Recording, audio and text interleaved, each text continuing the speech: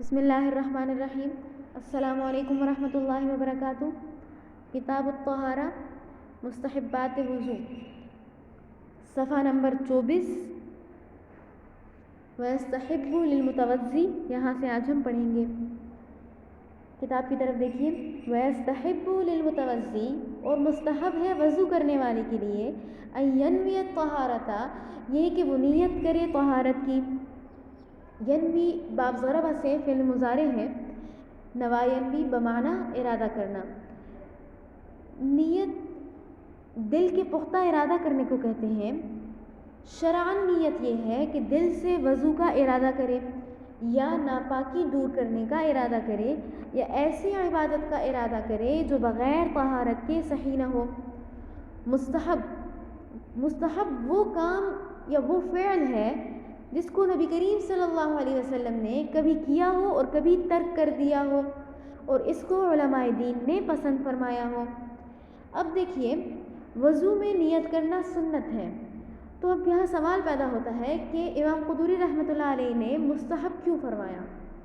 تو اس کا جواب یہ ہے کہ علماء متقدمین کے نزدیک لفظ استحباب سنت اور واجب کو بھی شامل ہوتا ہے، تو اس اصطلاح کے اعتبار سے مصنف رحمۃ اللہ علیہ نے استحباب کا لفظ استعمال کر دیا۔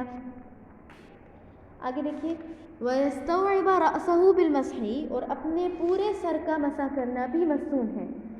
سر کے مسح کرنے کا طریقہ یہ ہے کہ دونوں ہتھیلیاں اور دونوں ہاتھوں کی انگلیاں اولاً تر کرے، پھر دونوں ہاتھوں کی 3 انگلیاں سر کے اگلے حصے پر رکھے، اور دونوں انگوٹھوں اور شہادت کی انگلیاں اور ہتھیلی کو الگ رکھے، پھر ان کو کھینچ کر پیچھے کی طرف لے جائے، پھر دونوں ہتھیلیوں کو سر کے دونوں طرف سے کھینچتا ہوا آگے کی طرف لے آئے، پھر دونوں انگوٹھوں سے دونوں کانوں کے ظاہر کا اور دونوں شہادت کی انگلیوں سے دونوں کانوں کے باطن کا مسح کرے۔ اب دیکھیے، امام شافعی کے نزدیک مختلف 3 پانیوں سے 3 مرتبہ پورے سر کا مسح کرنا مسنون ہے۔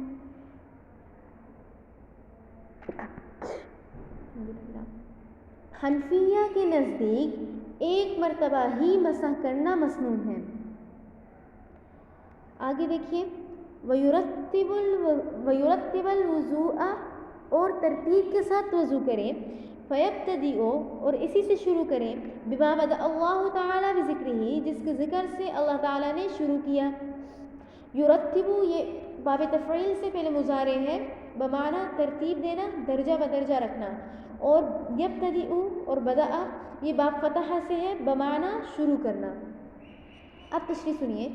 اس ترتیب کے ساتھ وضو کرنا مسنون ہے، جس کی وضاحت قرآن کریم میں موجود ہے، یعنی پہلے چہرہ دھوئے، پھر دونوں ہاتھ، پھر سر کا مسح کرے، اس کے بعد دونوں پاؤں۔ فَاغْسِلُوا وُجُوهَكُمْ وَأَيْدِيَكُمْ إِلَى الْمَرَافِقِ وَامْسَحُوا بِرُؤُوسِكُمْ وَأَرْجُلَكُمْ إِلَى الْكَعْبَيْنِ۔ دیکھیے، آیت میں پہلے چہرے کو دھونے کا حکم ہے، پھر دونوں ہاتھ، پھر سر کا مسح، اور اس کے بعد دونوں پاؤں، تو اسی ترتیب کے ساتھ وضو کرنا مسنون ہے۔ آگے دیکھیے، وَبِالْمَيَامِنِ، اور دائیں عضو سے شروع کریں۔ میامن یہ میمنہ کی جمع ہے، بمعنی برکت، فوج کا دایاں بازو، دایاں پہلو۔ ہاتھوں اور پیروں کے دھونے میں دائیں سے شروع کرنا افضل و مستحب ہے، کیونکہ نبی کریم صلی اللہ علیہ وسلم ہر عمدہ کام میں دائیں طرف سے شروع کرنے کو پسند فرماتے تھے، جیسا کہ حضرت عائشہ رضی اللہ تعالیٰ عنہ کی روایت سے معلوم ہوتا ہے، کان صلی اللہ علیہ وسلم یحب التیامن فی کل شیء حتی فی طہورہ وتناعلہ وترجلہ وشانہ کلہ۔ ترجمہ دیکھیے، آپ صلی اللہ علیہ وسلم ہر چیز میں دائیں طرف سے شروع کرنے کو پسند فرماتے تھے، یہاں تک کہ طہارت میں اور جوتے پہننے میں اور کنگھا کرنے میں اور سب کاموں میں۔ والتوالی، اور پے در پہ دھونا۔ پے در پہ یعنی مسلسل ایسے طریقے پر اعضاء کو دھونا کہ پہلا عضو خشک نہ ہوا ہو کہ دوسرا بھی دھو لے۔ اب دیکھیے، ہمارے نزدیک جو ہے موالات فی الوضو، یعنی وضو میں پے در پہ اعضاء کو دھونا سنت ہے، امام مالک اور امام احمد کے نزدیک فرض ہے۔ آگے دیکھیے، ومسح الرقبۃ، اور گردن کا مسح کرنا۔ اب دیکھیے، حنفیہ کی کتب میں گردن کے مسح کو مستحبات اور آداب وضو میں شمار کیا ہے، اور امام شافعی کا قول قدیم بھی یہی ہے۔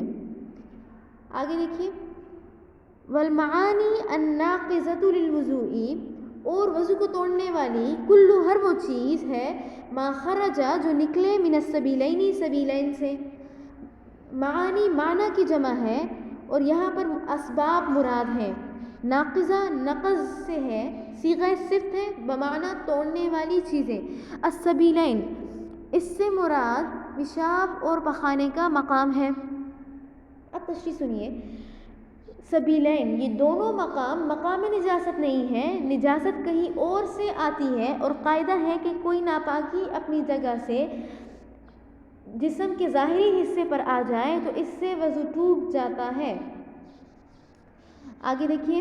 والدم والقیح والصدید، اور خون، والقیح اور پیپ، والصدید اور کچلہو، اذا خرج من البدنی جب بدن سے نکلے، فتجاوز اور تجاوز کر جائے، الی موضع ایسے مقام کی طرف، یلحقہ کہ لاحق ہوتا ہو، حکم التطہیری اس کو پاک کرنے کا حکم.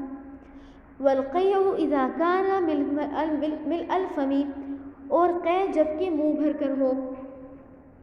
اب دیکھیے نواقض وضو میں یہ بھی ہے کہ زندہ انسان کے بدن سے خون، پیپ وغیرہ نکلے، پھر ظاہر ہو کر ایسے مقام کی طرف تجاوز کر جائے جس کو وضو یا غسل میں پاک کرنے کا حکم ہے. خروج سے مراد صرف نجاست کا ظاہر ہونا نہیں ہے بلکہ سیلان یعنی بہہ جانا بھی شرط ہے. قیح پیپ ایسی پیپ جس میں خون کی ملاوٹ نہ ہو، اور صدید ایسی پیپ جس میں خون کی ملاوٹ ہو. اب دیکھیے ہمارے نزدیک سیلان یعنی جب بہہ جائیں گے تب جو ہے کیا ہے وضو ٹوٹ جائے گا. اگر صرف ظاہر ہوا تو پھر جو ہے کیا ہے ناقض وضو نہیں ہے. امام مالک کے نزدیک اس سے مطلقاً وضو نہیں ٹوٹتا، خواہ جو ہے کیا ہے سیلان ہو یا نہ ہو. اور امام شافعی کے نزدیک اس سے مطلقاً وضو ٹوٹ جاتا ہے. اچھا اب آگے دیکھیے. والقیء اذا کان من الفم، تو ہمارے نزدیک شرط کیا ہے تب قیع ناقض وضو ہوگی جبکہ کیا ہے منہ بھر کے ہو اور اس کو جو ہے کیا ہے بغیر مشقت کے روکا نہ جا سکے. آگے دیکھیے. والنوم مستجعا، اور سونا کروٹ کے بل، او متکئا یا سہارا لے کر، او مستندن یا ٹیک لگا کر، الی شیء ایسی چیز سے، لو ازیلا کہ اگر اس کو ہٹا دیا جائے، لسقط عنہ تو وہ گر پڑے. والغلبۃ علی العقل بالاغماء، اور بے ہوشی کی وجہ سے عقل پر غلبہ ہو جانا، والجنون اور پاگل پن. اب دیکھیے ماقبل میں جن نواقص کا تذکرہ تھا وہ حقیقی نواقص تھے، یہاں سے نواقض حکمی بیان کر رہے ہیں. اب دیکھیے نواقض وضو میں یہ بھی ہے کہ باوضو آدمی کروٹ پر سویا یا تکیہ لگا کر سویا یا کسی ایسی چیز سے ٹیک لگا کر سویا کہ اگر وہ چیز ہٹا دی جائے تو یہ شخص گر پڑے.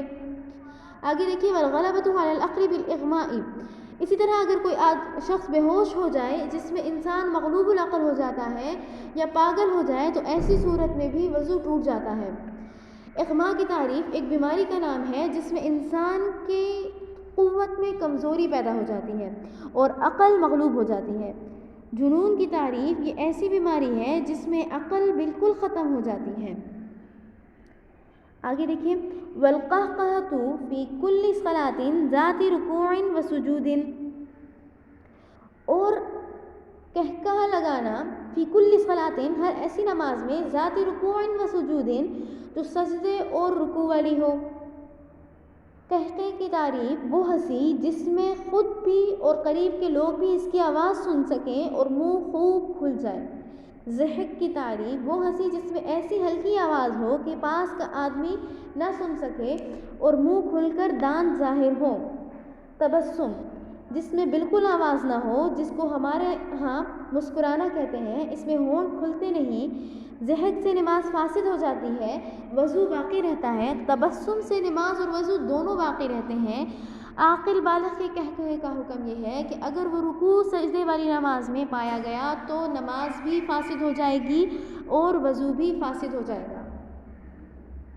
یہ آپ کا آج کا سبق ہے، اسے اچھے طریقے سے سمجھ لیجئے اور یاد بھی کر لیجئے. آگے مطالعہ جاری رکھیے گا. وآخر دعوانا الحمدللہ رب العالمین. السلام علیکم ورحمۃ اللہ وبرکاتہ.